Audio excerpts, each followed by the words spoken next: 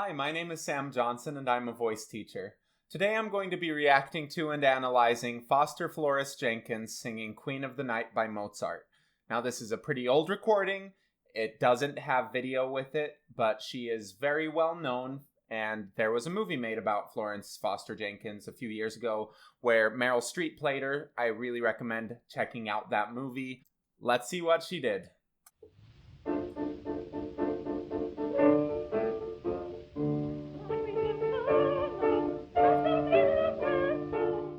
It's always just as bad as I remembered.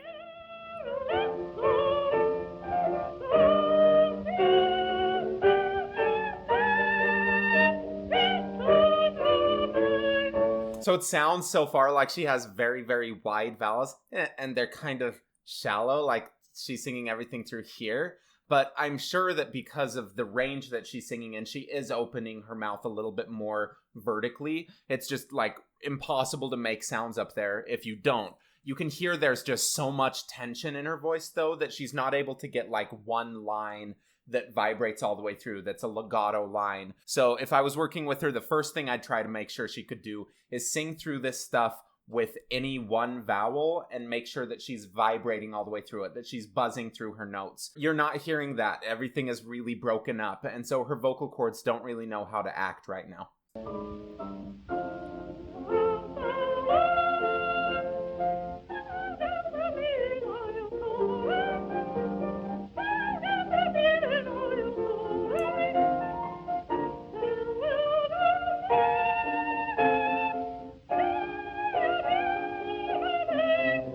I also don't think that she can hear her pitch at all. You need to see if there's some sort of way for her to feel the pitch a little bit more, because right now she's off so much that part of it is probably just ear training. Part of it is that she probably doesn't know how to use her instrument at all. I mean, that's obvious. She just doesn't know how to use her instrument. And so she doesn't know how to make sounds reliably that are in tune, that are good intonation. And because of that, it sounds like she's not hitting any of the notes. She is kind of getting in the areas of it, but she needs a lot of work to just like really start bringing what she's feeling and what she's hearing into the same world, because there is some wild disagreement between what she's hearing and what she's feeling right now. There's just gotta be this huge disagreement. Otherwise, there's no way that she'd go out there and be like, I'm good. What's up, Carnegie?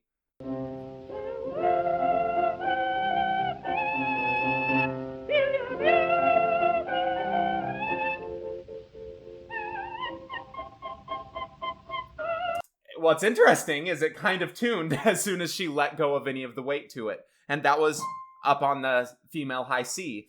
Every time that she's gone anywhere near that before, I think she went up to like the B flat a little bit earlier, and it was just way too tense. It was pushed. It was just like throwing notes up there and hoping that they'd hit. That actually sounds controlled. So because I hear that kind of good sound that she's making, where she is in pitch, she has good tone, it doesn't sound like it's hard for her. I would start there and then start making exercises that are related to that. So maybe if doing the really staccato, bouncy ha ha ha ha ha is good for her, start up there and then start carrying that down and see if you can get some sort of good onset down lower, like ha ha ha ha ha. And if she's able to maintain that, then we just keep going around doing it in a bunch of different keys and then start adding more challenging exercises on top of it. Because she's proved that she does have a good ear. She was able to get to that C. She did hear it. Everything else is now just because she doesn't know how to use her instrument very well. And so the job of a good teacher would be to help her figure out how to use that instrument a little bit better. That time was a little rough, and then she got to it.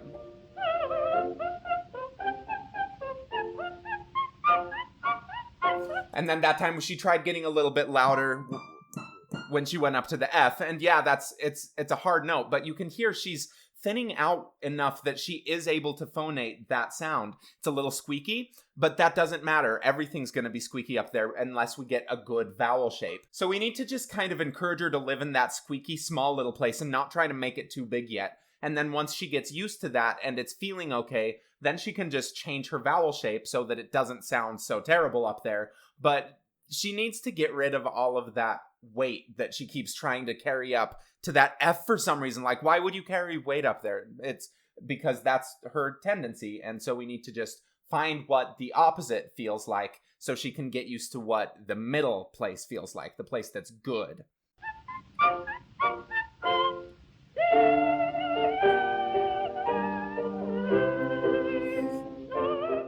So there we need to just get some sort of legato again.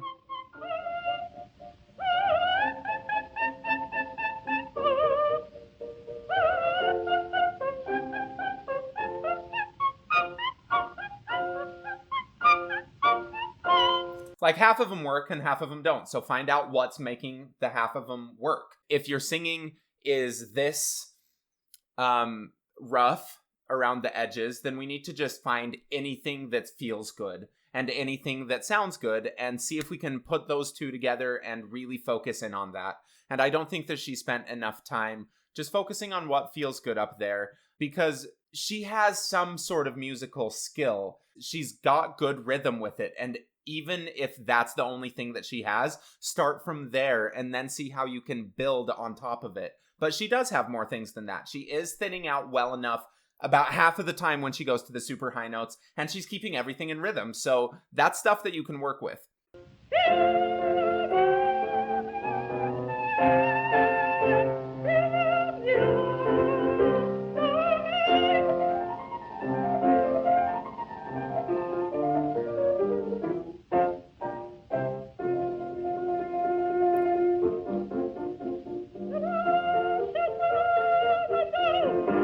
So there, her vowel's just awful. Like, we need to just release all of this tension and see if she can make a good spoken vowel first, then try to pronounce it how she would in speech. Because right now she's changing this vowel so much that it's nothing that any human uses to communicate. And since singing is just like heightened communication using pitches and a bunch of other musical things, the root of it still needs to be human communication.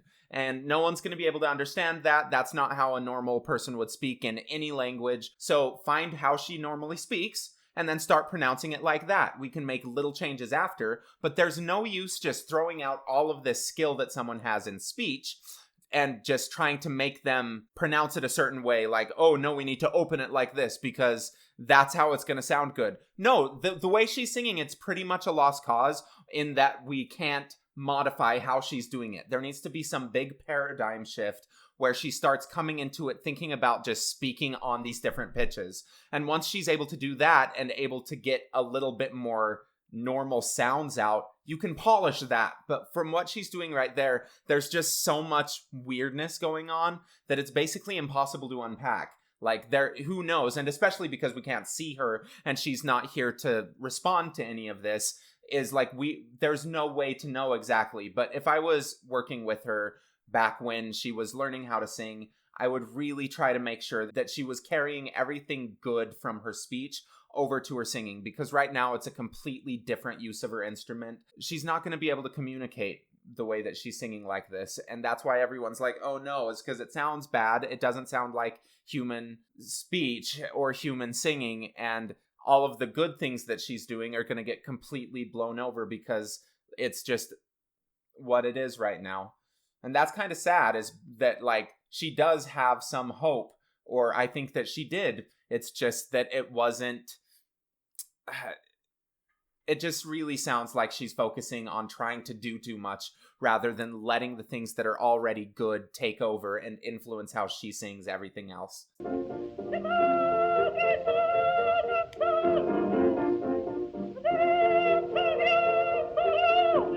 So right there's no sort of legato to it. It's just da, da, da, da, da. If she wanted to do it a little more marcato or staccato, she needs to just first learn what it feels like to have a constant phonation going, because right now it's just ha ha ha ha, and her chords are like coming together and phonating intensely for a second and then letting go. There's no sense of continuity in her line, so we need to just see if she could buzz through a line at all. That's gonna be the number one thing. And so take away the vowel, just do it on a hum or something, and just see if we can just keep a consistent buzz coming from your vocal cords.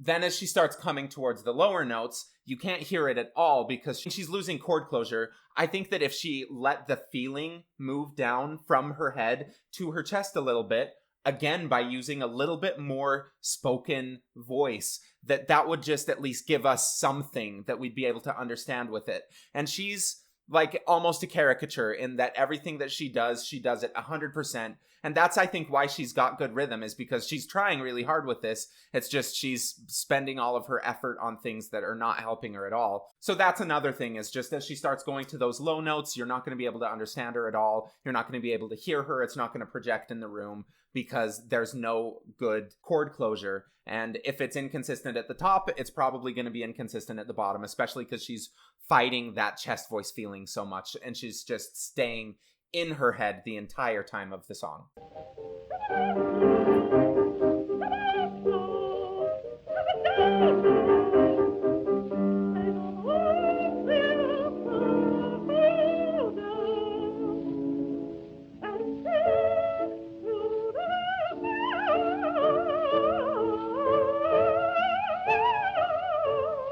See, even there, when she starts adding a little bit more legato, it does sound better. It sounds easier. It's still not great, but I think we could go even further in that legato direction and just slur everything together until she got used to what it feels like, and then start breaking it up. But she's trying to do too much when she doesn't know how her instrument's constructed at all, or how different things that she's changing are affecting the final sound. So what she just did there, like, it's proof she's able to do some of these things when that's what she's actually trying to do. But I don't know what she's focusing on for the rest of the song. So it's nothing productive, though.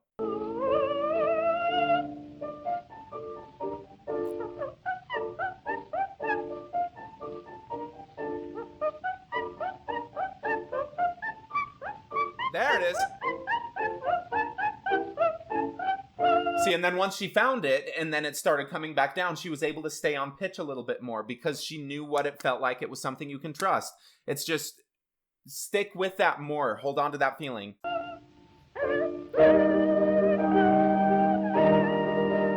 See, that's thin enough. It's a bad vowel, but very thin.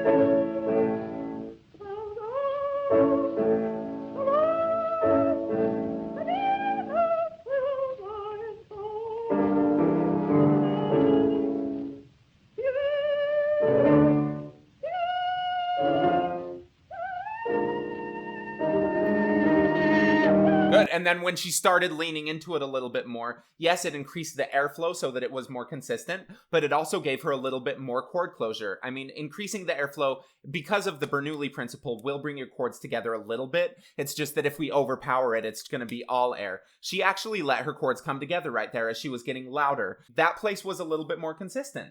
And so if she started in that place and where she's consistent, and then just saying everything consistent like that, then you have a song that's immediately listenable. And then you can just refine it so that it's how you actually want to sing it.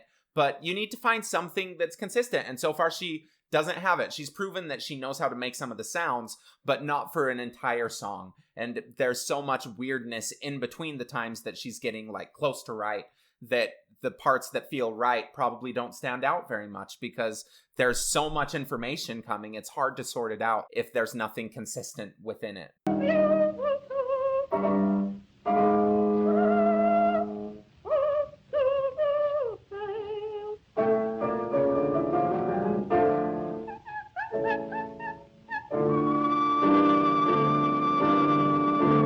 That time it kind of worked. She set it up on the lower notes with a slightly thinner, slightly softer, just smaller feeling.